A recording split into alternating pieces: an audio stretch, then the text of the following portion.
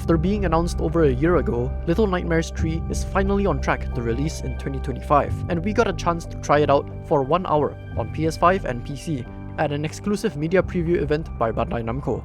For the first time in the series, Little Nightmares 3 will have a 2-player online co-op mode, but we think this new feature might just soften the nightmare in Little Nightmares, so let's talk about it. But before that, let's talk about what the Little Nightmares series is about.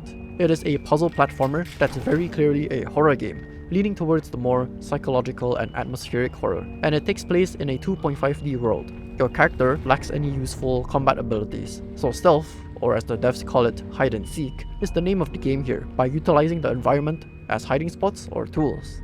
The first game was released on PS4, Xbox One, and PC in 2017, with a Switch version in 2018. Then, it got a second game called Little Nightmares 2 in 2021, and finally, the third game was announced in 2023 and is now planning to release in 2025. Now, what's new?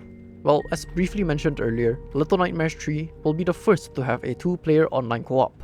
We have 2 characters to choose from, and the second character will be controlled by another player or an AI if you're solo.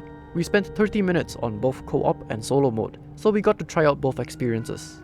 The first character is named Lo, the kid with the raven mask who uses a bow and arrow. Then we have Alone, the girl with the pigtails and a huge wrench.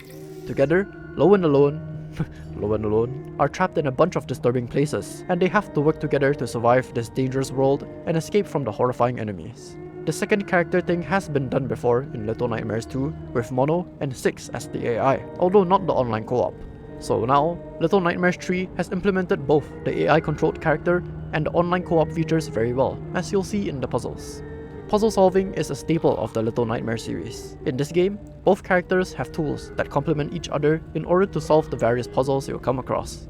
Lo's bow and arrow can be used to activate hard-to-reach objects, while Alone and her wrench can activate various mechanisms.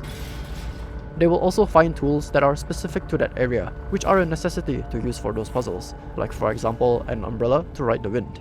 Controlling the way your camera moves around is also very important to find hints and clues. But you can't control the camera directly, and it moves depending on where both characters are, so you'll really have to coordinate together. Overall, we found that the puzzles were really fun to figure out. The addition of the second character adds an additional layer of depth to the new puzzles, requiring both players to work together, and things get way more intense, especially with the pressure of enemies like the supervisor just roaming around in this one specific area that we tried. As mentioned earlier, if you play solo, the second character will be controlled by an AI. The AI is pretty smart, as in it pretty much knows what to do for puzzles and solutions, although it doesn't really solve it for you. So if you don't have any friends, this game is still very viable to play solo. There won't be any voice chat implemented into the game itself, which the developers said was done to add to the immersion and atmosphere of the game. Instead, players have to use their own voice chat or rely on the call button, which is a way to communicate with the other player. The gesture is pretty simple though, like you literally just call someone, which was similar to how it was done in Little Nightmares 2. But with the added depth of the new puzzles, it might not be sufficient or complex enough in the context of certain puzzles.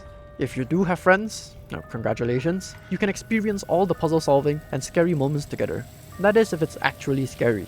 As you can tell, Little Nightmares is supposed to be a horror game, but the introduction of a second player really reduced the fear factor for us. For example, the AI will basically start running or escaping the moment an enemy ambushes you, so there's less panicking and figuring out what to do, and you can just follow your companion instead. At least that's the case with the AI being pretty smart, so you'll just have to pray that your co-op friend can do the same. But that's not to mention the likely chance of 2 players just talking to each other on voice call, like for example Discord, which can bypass the need for the call button altogether, and you can imagine how some of these calls will go. Generally, this will heavily depend on who you play with, but that's how we felt about the fear factor of the game. So, what do we think? Well, we think that the game's aesthetic and theme is very much aligned with Little Nightmares. The graphics and atmosphere lean more towards an atmospheric horror instead of gore or violence type horror. In those silent and oddly tranquil moments, the game's atmosphere really shines through and just induces this really creepy and unsettling feeling into you. The enemies themselves are very well designed, especially the supervisor roaming around and doing her job with multiple arms. Again, they don't rely on gore or shock factor to play into the horror, and the fairy tale-like horror is reflected really well in the enemies' designs. Now, the addition of a second character brings a lot to the table. Low and Alone brings their own unique tools that really complement each other, and the puzzles you have to solve have much more depth in them too, requiring teamwork, timing, and communication to pull off correctly.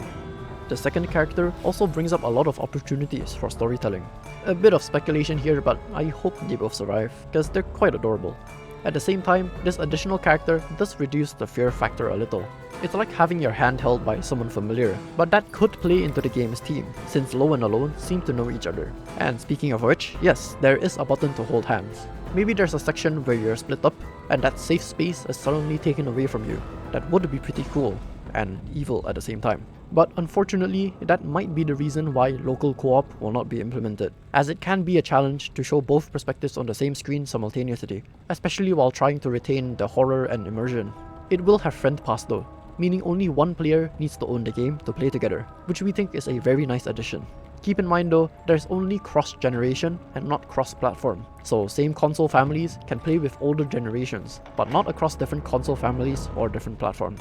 Little Nightmares 3 will be releasing on the PS4, PS5, Xbox One, Xbox Series X and S, Nintendo Switch, and PC, sometime around in 2025. So, will you be trying out Little Nightmares 3? And which one of your friends will you bring along? Let us know, and don't forget to subscribe for future videos just like this one.